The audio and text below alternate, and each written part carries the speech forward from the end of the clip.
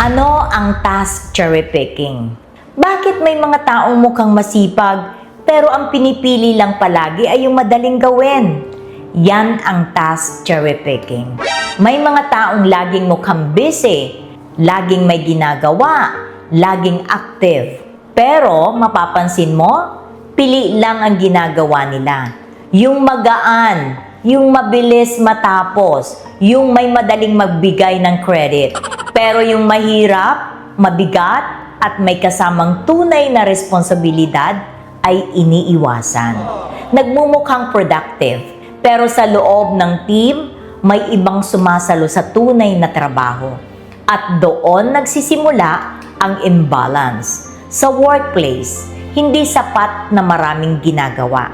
Ang tanong, anong klaseng responsibilidad ang handang akuin? Dahil ang tunay na profesionalismo ay hindi nasusukat sa dami ng activity, kundi sa kalidad ng tunay na gawain. Sa personal growth, mahalagang matutunan mong huwag laging piliin ang madali.